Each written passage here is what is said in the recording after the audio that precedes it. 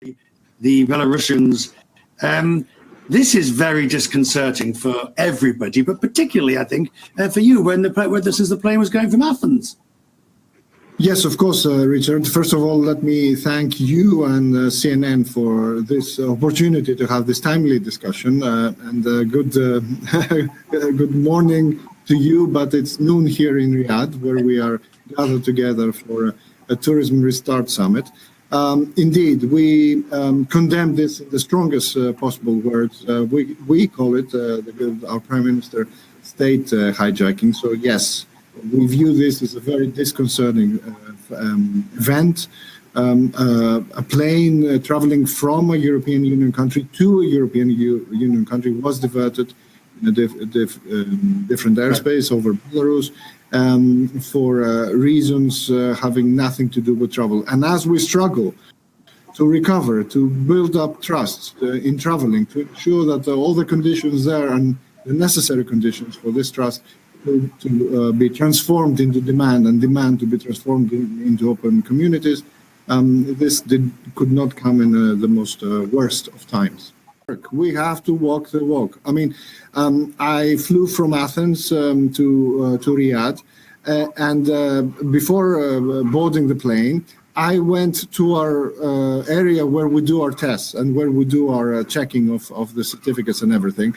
And in order to talk to the people actually doing the work and suggesting changes in the way the things operate on the ground to make it easier and smoother for the traveler. So we have to do it. It cannot happen automatically. People have to be vigilant and be on top. The good thing is that we can now say that at least some governments, certainly our government, is very, very proactive in trying to provide this framework that Willie mentioned before, which is the main barrier currently to traveling. So we propose to the European Union the Digital Green Pass, a sort of pass that proves beyond doubt that, and in a digital way, that you're either vaccinated or have a recent test, a negative test, or you had the disease in the past and you have natural immunity. So those three constituencies are low-risk constituencies that we can allow traveling. And then on top, of course, you have protocols, you have quarantine hotels, you have many things. Right, but here's my phone, and look, there is my COVID pass from Excelsior, which is the New York one. Now, this is a very well-known one. Everybody's, lots of people will soon start seeing this. But before long, I've also got Travel Pass, Common Pass, Verifly. How are you going to knit them all together so that and I understand we're at the beginning of the process. I get that. But so that a traveler who turns up and says, well, look, there I am. That's all you need to know. But you don't know which country, you don't know the integrity of this, you don't know whether it was something mocked up in a Lower East Side shop.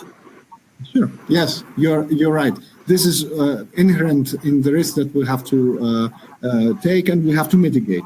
So, number one, we try to coordinate on a European level. So at least we don't have to speak to 27 countries in Europe, that we can only speak once and then cover the whole of Europe. And this applies, of course, to other countries dealing with Europe. So that's an important first step. The second is, of course, that we are discussing with individual countries, with Serbia, with Israel, with the US, wherever we see something that's on the other side ready and mature, we connect to it. We have a passenger locator form, which is digital only, and we integrate everything in that form. And finally, we have the sort of the ability to also audit and check paper version, because we will always have older people with no smartphones, right. And we will always have people that are not digitally savvy, so we cannot deny and discriminate against them.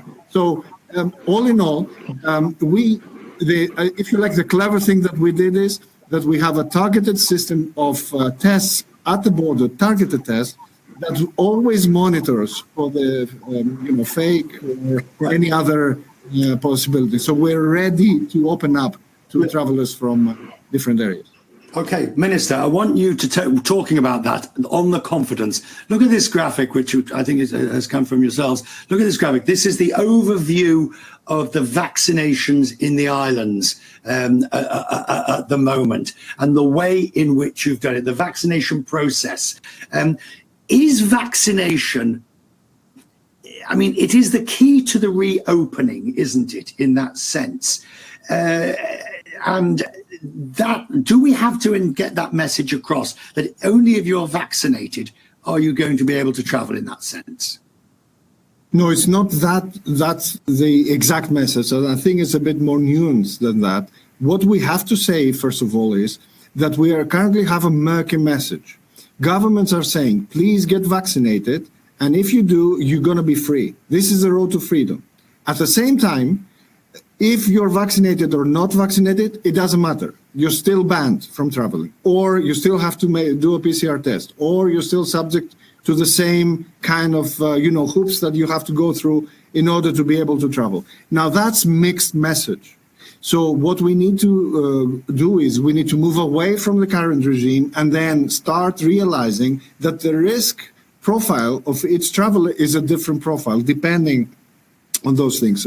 So that's number one. Number two is the vaccination on the destinations. This is very, very important, because what we saw in Greece is that there is also a fear factor from the local population. They do not see tourists as a risk-free constituency. It's a cohort that, is not part of their day-to-day life, and they're still afraid. So vaccination builds this wall of trust between travelers and the local population. And a final thing is, going back to what Willie mainly said, is that we do not see this working unless we trust the airlines. To make it practical, what do we need to check at the borders? We need to make three decisions. First of all, is your paperwork okay? This we need to trust the airlines to do. This needs to happen before boarding, and we just need to double check it on a random basis to ensure that this is done correctly by the airlines. And if this can be done digitally, then we just need a tick that this is verified digitally, and we can trust it 100%. Number two is whether you're going to be tested or not. We still need to test some of those people that arrive. So that's another decision that has to happen very quickly. And finally, whether the test is positive or negative. So this can be a smooth process. It doesn't have to be chaos on arrival. And we need, governments need to ensure that this is the case by trusting the airlines. Valiant attempt last year to get sort of tourism. You and I spoke many times, and I if I was wearing my hat or I had my bell, I'd ring it for you, because you did actually a valiant attempt. But how many this year do you think you'll have? This year you're coming to Greece. There's no doubt about that, Richard. You have a standing invitation. And last year I tried, but you slipped away. But this is the year. We're certainly aiming to be much better than last year. Last year we had about 7 million people coming to Greece, which is a small part of what we normally expect.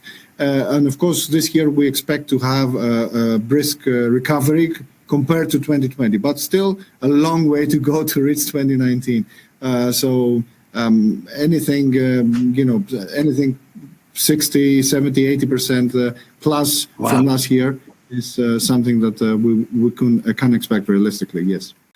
If they are very, very restrictive, then we will have exploitation, unfortunately. If there's only one option, going from your country to somewhere else, then of course the market will respond to that. This is animal instinct, so I cannot see how we can avoid that. But for the time being, I'm not very worried on hotels prices. Greek hotels were open about 60 to 65, maybe 70% maximum last year.